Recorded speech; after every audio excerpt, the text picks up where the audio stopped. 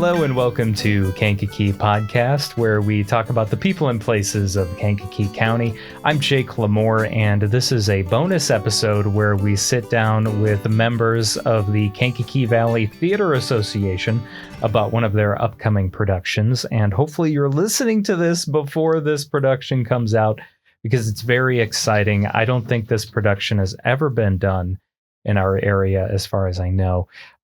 We are pleased to welcome Courtney Stevens and also Gina O'Connor from Matilda. Yes.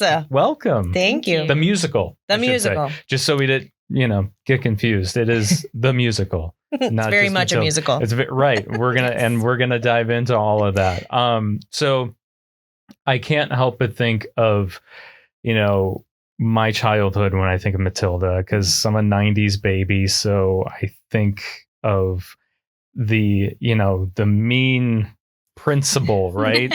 And this such a sweet little girl and terrible parents, and the chocolate cake and all of the madness. Of course, Matilda has magic too, right? Yes. But I'll let you tell the story. I've just kind of thrown in some pieces there. But for those that have never seen Matilda. All right, let's break it down. So Matilda, she is supposed to be a 5-year-old. Listen, we didn't cast a 5-year-old as Matilda. We're not even going to pretend. Gosh, I forgot it. I don't remember her being that young. Yeah. So we're not even playing that. We're just ignoring her age altogether. I mean, She's still small but mighty. So Noelle Fightmaster, she is our Matilda, and she's being raised by her parents, the Wormwoods, Kyle Cassidy and Christine Case. And then she has a brother named Michael, who is Pine Kimmery. So they are a family unit. But when... I don't want to give away all the funny bits of the show, right? But they were not expecting to have a daughter. We'll just say that. So because she's the youngest in her family. Because there's like one or two older siblings? Just Michael in this one. Just Michael. Yeah. Okay. So they raise her, quote unquote, and then send her off to Cruncham Hall to be taught by Miss Honey, who is Morgan George, and the mean old Agatha Trunchbull, which is Jordan Clark. So the school is run by Miss Trunchbull, who is kind of a menace to society. So we have all of then our classroom children, and we have a whole teen and adult ensemble that backs them up as well. And then besides that, these dances are insane. Case Kerner choreographed all of our dances, and they did a phenomenal job. So we have a group of pit singers that are there just to provide vocals. Oh, interesting. While these people dance their hearts out. Wow. I don't think I've seen a show, been to a show, or someone tell me, yeah, we have a pit choir. Or, sure. Yeah. And I've never heard that before, ever. Yeah, it's been done a few times. Usually just, instruments, obviously. Right, but right. not like a, I will say they're not actually in the pit where the orchestra is. Okay. They're off stage with a microphone. Sure. But it's usually done with shows that are heavy dance. Yeah. Well, that makes sense because of the huffing and puffing. Right. Okay. Yeah. People. So it's almost like it's not actually being lip synced then, right? No. It's like they're doing the dances. Yep. But then the people in the back with the microphones are the ones doing this. And people on stage have microphones too. So yeah. Mm-hmm. Oh, okay. Gotcha. It's a lot. Yeah. I mean, people wonder why pop stars usually are lip syncing when, during these live performances while they're doing these crazy dances. And that's why. Yeah. Can you imagine what that would sound like? Right. It'd be great. Right. Everybody needs a good backup singer. That's right. Yeah, absolutely. And Bruce Hine was our vocal director. He did a wonderful job. So we've had a great team. We've been working on this since December. So we have put in our months and months and months of effort, and now we need the audience to come support us. And what's cool about this show, as you pointed out, it's kids and adults. And KVTA has been focusing more on doing shows like that lately. Yeah. Just because there are those families in the area. They want to do like shows together with their kids or with their moms and dads or whatever. It just works out. It'd be like, well, why can't we all be in the same show? Right. It's very much a family affair around Matilda. I think we have 6 or maybe even 7 family units, like where there's more than one person from the family involved. So our family didn't really, some of them had a choice. They told us no, but some others didn't really have a choice on whether or not they were participating. You're doing this. Yeah. That's right. So my husband is a pit singer. Her oldest daughter's a pit singer. And then our mom is doing hair.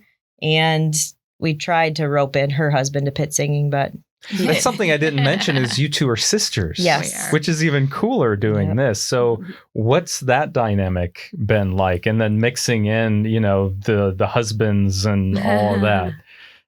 I will say she is fantastic. She's a great director, and I could never do what she does. And then she allows me to come in and just do what I want to do. So I tell people I'm a terrible assistant director. If you were looking for your normal AD, that's not me. She lets me come in and just voice my opinion. Wow. So what's your background in theater then? I know Courtney's is pretty extensive, but I didn't realize. because of her. Okay. So she gets it from you. Mm-hmm. Yeah, well, I started with KVT back in 1984, I believe. I was in junior high and kind of grew up in the theater. That's where my husband and I met. All of our children have participated in that. So I was on stage up until I really started ADing with Courtney. Okay. And isn't that how you and your husband met too? Yep. All the best couples meet in the theater. Yeah. Well, you didn't mean the theater, so I'll give you that. No. But, so yeah, I mean, not to say that people should audition for shows just to see if they meet someone. Let's not. You never know. But hey, I mean, crazier things have happened, right? Yeah. I do remember. It's funny you say that because I do remember the one KVT show I was in. 2 people from that show ended up dating for a while. So it happens. You're coming back. Don't act like you're one and done. You'll be back. No, I'm not. I'm just so busy. That's the problem. I really want to do something. And you actually have allowed me to do like the announcements at the beginning of the shows and things like that. And I've really enjoyed doing that. Some people this year were like, wait, whose voice is that? And I would tell them that it was you. And they're like, no, it's not. Like, yes, it is. Well, thank you. Honestly, because I've missed doing voiceover work. So like doing that has been a lot of fun. So good. Yeah. So thanks for that. Yeah. If people have seen Matilda, which a lot of people have, or maybe they've read the book because it's actually based on a very famous book. What is it like adding the music in? And what are the people always want to know? Well, what's the difference between the movie and the musical? And obviously there's music and there's dancing, but like, is the show completely different or is it about the same? The same. They go more in depth into some of the other characters. And what we're facing now is the Netflix released the musical in 2022. So not necessarily a stage recording, but they did like a live action musical version of Matilda. So I forgot about that until you mentioned and it's great. Like, definitely. But now we have most of our cast has obviously seen that. So we get a lot of, on Netflix, we saw blah, blah, blah. And on Netflix, we saw several times we've been like, we don't want to hear anything more about Netflix. Because what you're doing is more based off the Broadway. Yeah. version. And just realistic expectations. Like we can't have this huge school. We're not able to, fly anybody and things of that nature. So there are just elements that can't really be done on stage, nor in our budget. Like we love live theater, but it has its constraints. Yeah. So I think that the musical that we're doing is more similar to the book than the original movie, which often happens. But the music that they've added, it is so clever and so fun. I was a little concerned because Roald Dahl is just, he's just a fun author. It's so magical. Absolutely. And I didn't know how the music would match up with that kind of expectation, but I think it really does. For sure. It's so clever. Yeah. It's so quirky all over the place. Like when we've tried to add our fun elements to it too, but We've got great characters. And such phenomenal singers. I mean, from the first song, you are going to be blown away by the music and the singers. Yeah. Yeah, for sure. So I got to ask, is the classic chocolate cake scene in this? You better believe it. And a real chocolate cake, like, is it, or... Well, can't give away all the secrets, right? So Rhonda Sensinger and Aubrey LaLuna did our props, and I drove them nuts trying to make this thing happen, and they did it, and we love it. Mm-hmm. So it's awesome. There's an actual special prop for the chocolate cake. Yep. There's so many props in the show. It's crazy. There was definitely a lot of questions surrounding the cake. So there is. You're not the only one. I mean, it's one of the most iconic parts of the story, the film, the musical, all of that. So I couldn't help it, you know. And our Bruce is Aiden Trenley, and he's just the cutest kid. And his sister's in it, and Annalise, and his dad's our set builder, Nick. So that's a family unit. And their other son, Balian, is going to be a pit singer. So whole family involved, but he could probably, one of the first weeks we were like, so can you eat a whole cake multiple nights in a row? And he was like, I don't think I can. Tough. He's cute. Yeah. So we should probably mention when this is. Yeah, absolutely. So people can get their tickets. Yes, please. On time. So it's the April 11th? At 7, April 12th at 2, April 13th at 2, all at Lincoln Cultural Center. Don't go to the studios. Come to LCC. Get there early to get your best parking. Show starts promptly on time, 7 p.m., 2 p.m., 2 p.m. And it's only one weekend. Only one weekend. Correct. Yep. KVTA.org. Yep. Just so people know, there's not 2 weekends right now. It wasn't really making much of an impact for ticket sales. And we're such a theater-heavy community, which is awesome. But we're always conflicting with somebody, whether it's rehearsals or performances. So cutting down to one weekend has kind of helped us in that so that we don't overlap too much. But unfortunately, we're overlapping with BBCHS's Into the Woods. Yeah. I mean, it's crazy how many people sometimes just think there's KVT and then there's acting out. But then it's like, no. You got all the high schools. You got Easy Street. You've got Olivet. You've all so many good theater productions around. And fortunately for us, we perform at 2 p.m. on Saturday.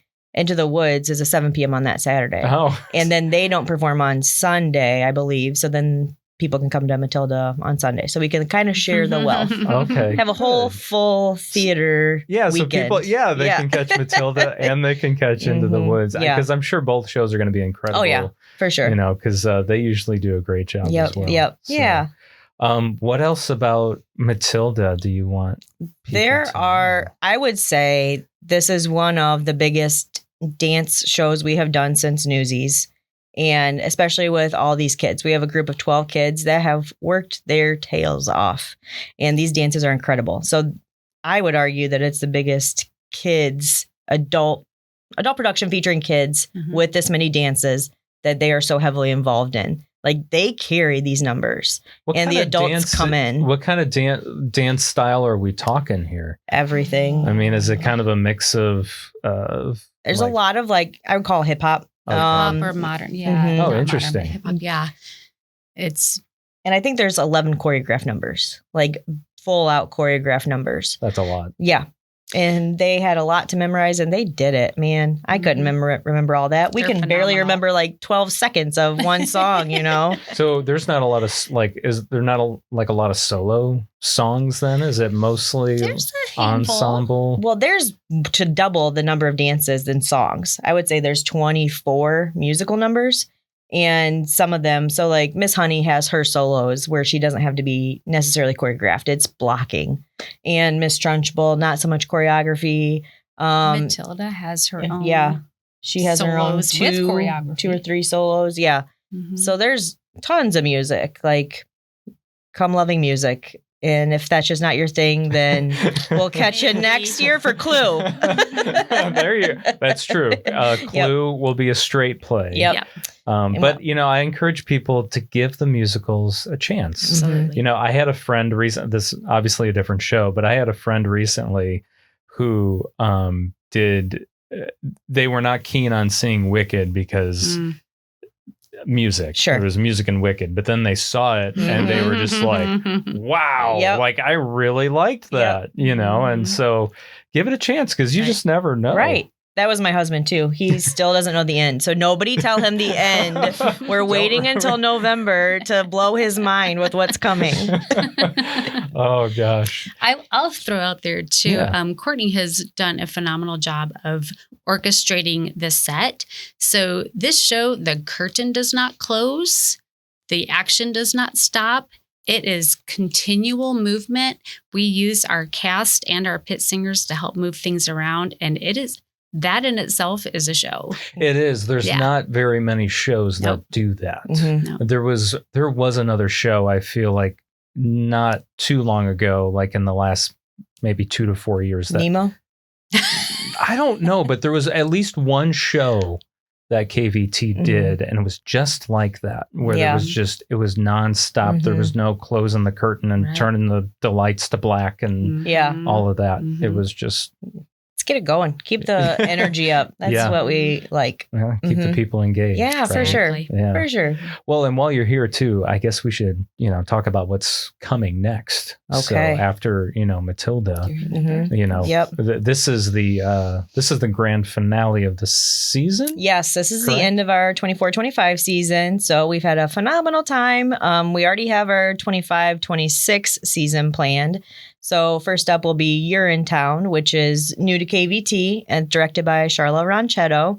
That'll be in September. Then we'll go back to Sleepy Hollow at Perry Farm in October, directed by Josh Hedding-Hess. And then we have My Son Pinocchio Jr. with Pat Ward at Lincoln Cultural Center in November. I'll skip back to You're in Town. That'll be at the Black Box. Oh, yes. Yes. And then we follow Pinocchio up with The Christmas Schooner at the Black Box in December. That is Charla Ronchetto directing that again. And then we come in with Clue. So Gina and I are directing and co-directing Clue in February of 2026 at the Black Box.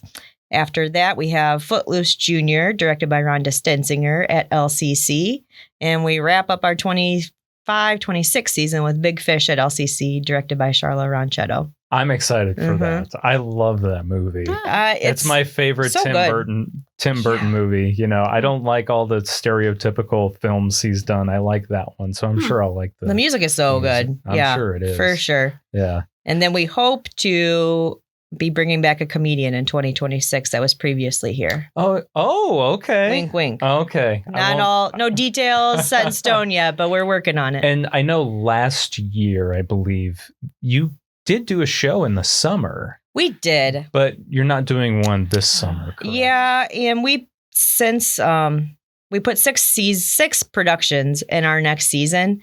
So it was kind of like, where are we going to fit another show in the summer? Yeah. We still have summer camp, and we added an evening summer camp too. So now we have 3 sessions of summer camp where we previously had 2 because there was so much demand. So are there still openings for that then? We are full. Oh, okay. So even the evening is full. Yeah. Okay. Yep. Because I know that fills up very quickly. Like within 15 minutes it was sold out. It was crazy. So I think that's June 28th, 29th weekend. Sorry if I get that wrong, Paula and Amy, but, so that would be summer camp. And we're always talking about what should we do? What could we do? We're trying to incorporate some straight shows into our season 2 to not make it just all musicals. And we're talking about that even with kids too, because, not all kids are musically inclined, but they can be great actresses. Yeah. So I'm not a musical. I'm not the one to have the big solo, but I could give you some character. Well, there you go. Perfect. Right. So everyone needs to get their tickets for Matilda. Yes, please. Go to kvta.org to snag those. Yeah. And they can, by chance, if they're listening to this at kind of a late time, they can get tickets at the door. Yes. Yep. If they're available. For sure. We'll have them at the door. Yeah. So come 30 minutes early, buy tickets at the door.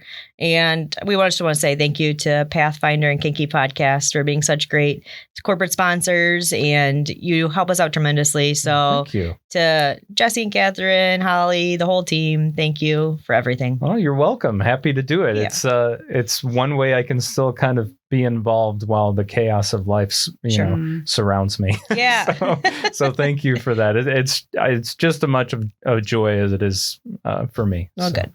Yeah. Yay. Thank you both. It was good to meet you, Gina. You too. Thank Thanks. you.